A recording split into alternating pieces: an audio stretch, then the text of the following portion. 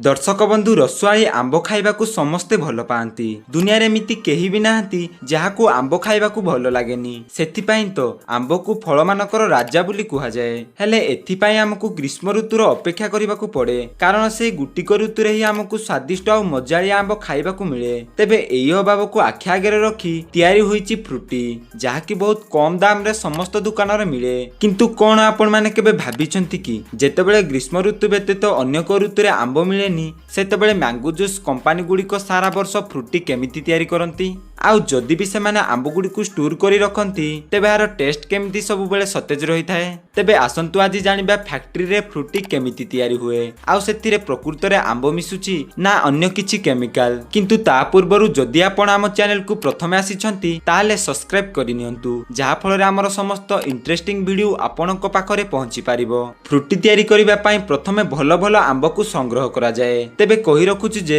एही सब आंब विभिन्न स्थान रो संग्रह करा जाए, आउ एथिपाई मुख्यतः कंचा आंब को व्यवहार करा जाए। तेबे प्रथमे सबु जगारु भलो भलो कंचा आंब गुडा को तुला जाए, आउ ताकू ट्रक रे भर्ती करी फैक्ट्री को पठा जाए। परे फैक्ट्री को आसिला परे एहाकू प्रथमे पानी रे भिजाई भलो से सफा करा जाए, जहा फल रे आंब रे लागिथिबा समस्त अपरिष्कार आउ बैक्टेरिया सफा होई जाए। तापरे सबु आंब को पानी रु छणा जाए भलो से पुछा जाए, आउ सबु आंब ऊपर कार्बाइड केमिकल को स्प्रे करी टूर रूम रे रखी दिया जाए, जहा फल सबु कंचा आंब गुड़िक 3 रु 4 दिन भितर पाची जाए। परे सबु आंब गुड़िक पाची गला परे एहाकू स्टोर रूम रु बाहर करी भलो से धुआ जाए, आउ मैंगो जूस तैयारी करिबा पई प्रोसेसिंग लाइन को पठा जाए। सेठारे सबु वर्कर माने आंबर चुपा आउ तार गुटुली को अलगा करि दियंती, आउ सबु कटा जाइथिबा आंब को ग्राइंडिंग मशीन भीतर को पठेई दियंती, जहा फल सबु आंब गुड़िक ग्राइंडिंग होई जूस आकार रे बाहारे। किंतु सेही आंब रस बहुत मोटा आकार रो होइथिबारु ताहाकू डायरेक्ट पीबा असंभव।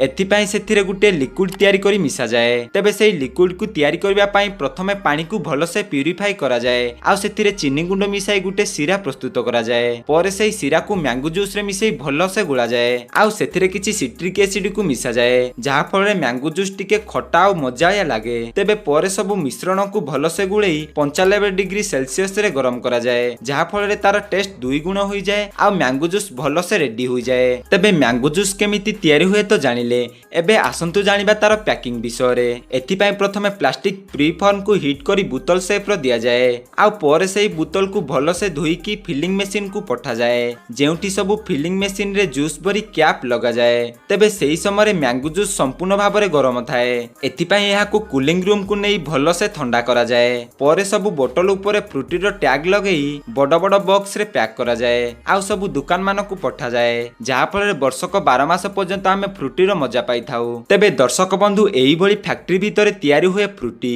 जदि आपनको हमर वीडियोटी टिके भी भलो लागिची, ताहले वीडियो को लाइक करी सांग मानक सहित शेयर करि दियंतु, आउ आपनको फ्रूटी भलो लागे कि माजा कमेंट करी जणाई दियंतु। रहुची नमस्कार।